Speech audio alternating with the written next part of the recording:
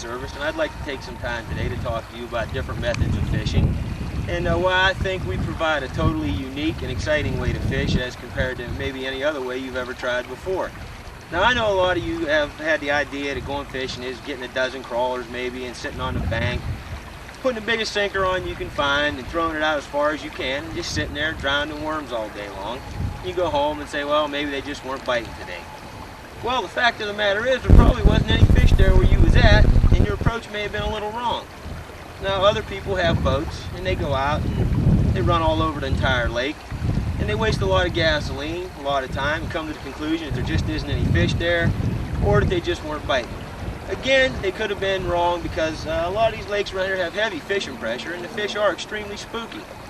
And the noisiness of your regular outboard motor, or even an electric trolling motor, or an aluminum boat or fiberglass boat can be very noisy if something's dropped in them, or if you rub up against a twig, especially in early spring when fish are in the shallows, or anything like that can spook these fish. Now, we provide here, we fish out of float tubes. We really think that they're one of the best methods going available today to fish out of. They've been around for a long time, but the idea never really seemed to catch on. I would imagine it's because people think they're too much work, or they don't like the idea of getting in the water. They think maybe something's going to attack them or something, or maybe that they're unsafe. All this stuff is so far from the truth, it's unbelievable. Tubes have been around for a long, long time. We've been doing it now for almost 6 years, and we've never had one bad experience or one bad incident. We provide secondary flotation devices too to anyone who thinks they need them. Personally, I never use one unless I'm tubing alone. When you're tubing in pairs, the chances ever have to need anything like that are very slim. Now, let me talk to you a little bit about some of this equipment we use here. Now, there's many major tube manufacturers out there today, and a lot of people are marketing tubes. Well, a lot of them just aren't up to par. In our experience, we found that we like a tube that's triple stitched for longevity. It has a secondary flotation bladder in the back which doubles as a backrest. Now, these backrests are adjustable depending upon how much air you put in them. Each individual likes his somewhat different. I like mine to lean back a little bit.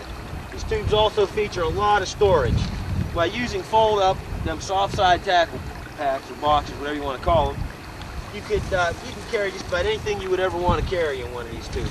They're cheaper tubes, they cut down on the storage, they cut down on the backrest, and as you can see here, these have a triple stitch seat in them. Now, when you're sitting in this tube, you have it adjusted correctly. The tube fits you like an easy chair, and it's sort of like sitting on a water bed. Extremely comfortable, very relaxing, and very, very comfortable. We prefer, like I say, Browning tubes, but Caddis tubes or any quality brand will do just fine.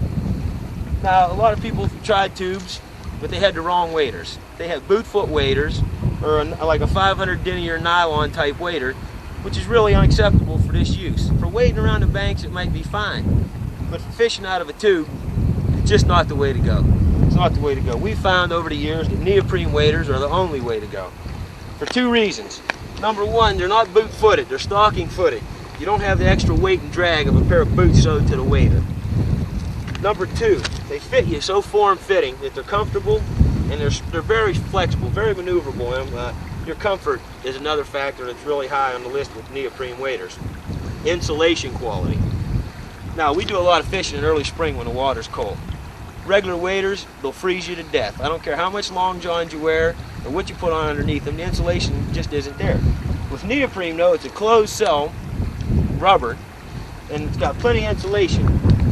These things will keep you warm when it's cold, and they'll keep you cool when it's warm. That's guaranteed. You spend a little more money for them, but in the long run, they're much better. You just can't beat them. That's all there is to it. Now we come to flippers. This is the main ingredient in tubing. A lot of people's had bad experiences with tubes, even if it was warm out, even if they were wearing shorts, and had a decent tube, they had the wrong flippers. Flippers come in different styles. You got kick fins like this, and you got what they call duck fins that have a little hinged flipper on the side. As you move your foot back and forth, it catches water one way and releases it the other. They allow you to propel yourself forward, but you can't cover no water at all. And if the wind's blowing just the slightest little bit, you're not going nowhere. This way here with the kick fin, you have to go backwards. But in a way, going backwards is an advantage.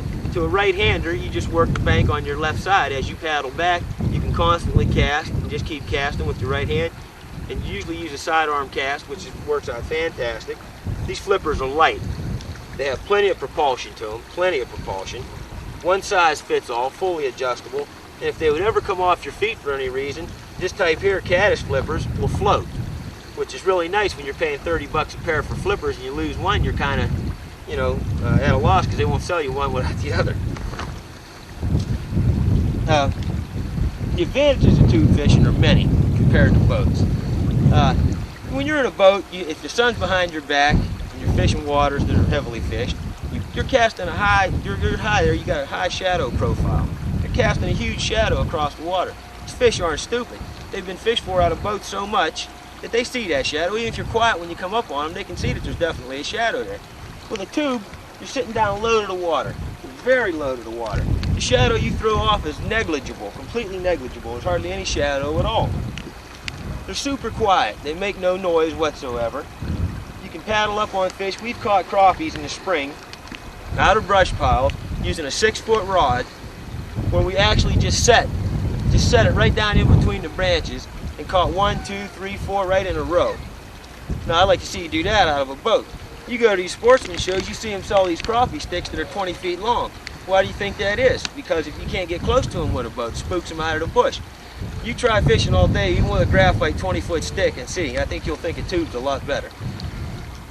Also, as you're paddling along in the water with a tube, especially in the later parts of the year, when the water temperatures are up around, say, 80, 84 degrees, 85 degrees, every now and then you'll come across a cool spot. You can feel that, the water difference in the water temperature you can feel with your body. Now, them cool spots are usually freshwater springs. These freshwater springs are really usually excellent good fishing in the later parts of summer when the water's hot because that cooler temperature draws fish there.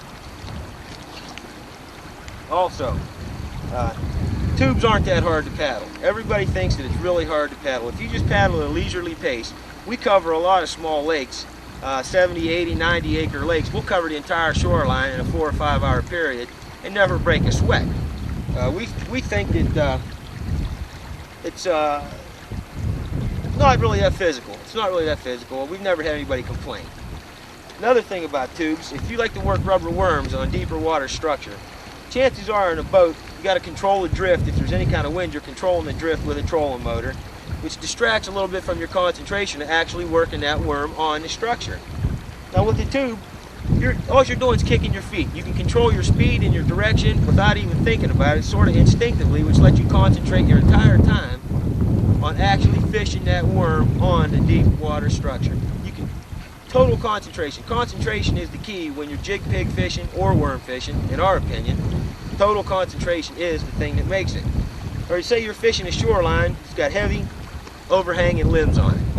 You're sitting up on a boat platform, say you're that high, you're trying to sidearm cast to get underneath these limbs. The angle that you're at, to get close enough to get an accurate cast, you're at too steep of an angle to get your lure back underneath there where the fish are. With a tube, you're down low. Use a sidearm presentation, you can get that lure clear up to the edge of that bank. Chances are, early in the spring, that's where a lot of your bigger bass are going to be found. They're in water where it's never seen a lure because nobody can get one in there. If you do get close enough to get one in there, you spook the fish out. See, so I think it's a extremely effective way to fish shoreline cover. Now, the way we like to fish, we fish some really clear water lakes where a lot of times we have to use light tackle. When I say light, I mean 4 and 6 pound test. Now, 4 and 6 pound test, a lot of people are used to going out bass hunting with 14, 17 pound test. Hey, that might be great in Florida. But we're not in Florida. We're not on Okeechobee. We're fishing the local lakes in northeast Ohio. Works great there. Not all the time works great here. When we're fishing these light line situations, a lot of times it's deep water, clear water. We like to use 4 and 6 inch plastic worm, light bass jigs, light trailers. The other lakes we bass fish on, we do use bait cast and reels with 10 and 12 pound test line. That's about as high as we go. We're really hung up on topwater fishing here. Me and my partner, the other guide here, we really enjoy topwater bass fishing. We think it's super exciting, and we've been really successful with it throughout the year. A lot of people think you can just get fish on topwaters in the spring. This is not true. You can catch fish on topwaters all year long. We really like them. A lot of people associate topwaters with strictly buzz baits. I was a heavy buzzbait fisherman. I used to really like it, but I found that I wasn't getting the results that after everybody else was pounding shorelines with them, I just wasn't getting the results that I liked to, so we slowed down a little bit. I think a lot of people try to fish too fast, especially when they're bass fishing. We slowed down, went to more of your jerk type baits, like Zara Spooks, Dalton Specials, and a hot little bait that we really like here is Rebel Pawbar. We think they're a great little plug. We've never got no really big fish on them, but the numbers of 3 and 4 pound fish we got on a regular basis is just unbelievable. Now, we do a lot of crappie fishing and a lot of bluegill fishing. There's nothing better than after in the morning, maybe you've caught 3 or 4 bass and just having a little bit of a hard time, they're kind of lockjawed, stumble upon some deep water structure and start catching bluegills. We really like to catch bluegills. It's nothing for us to get 40 and 50 bluegills in a day, and I don't mean little bluegills, I'm talking hand-sized slabs. We like to drift maggots for them. Now, it's pretty darn hard to do that out of a boat. It can be done, but it's pretty darn hard to do.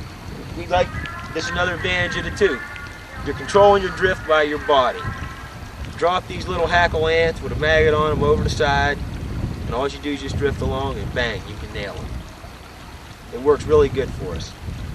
Crappies, same way, but a lot of times we'll use a small jig with a twister tail on it for the crappies. Or, like I said earlier, in early spring, we'll get them right up in the banks, right in the willow brush, the willow bushes, and right along the edges of the banks, just using a plain old minnow and a bobber. It seems to work really fantastic for us. Now, the comfort of these tubes is just completely unsurpassed. I mean, it's just unsurpassed. The only way you're ever going to know is to try it. And once you try it, you just won't believe it. Well, I don't know about that. When we're walking into the water with the tube, with this type of flipper on, you have to walk backwards. When you walk backwards, you got to be real careful you don't trip, especially in this water right here behind us. We have a lot of stumps, railroad ties, and every other kind of piece of brush you can think of in here. So guys, just take some small steps, raising your heel up, keeping your toes down.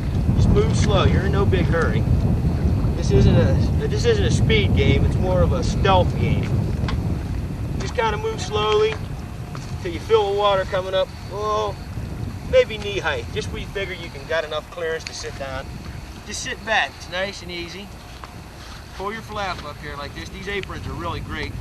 You don't lose no fish this way, no lures, no nothing.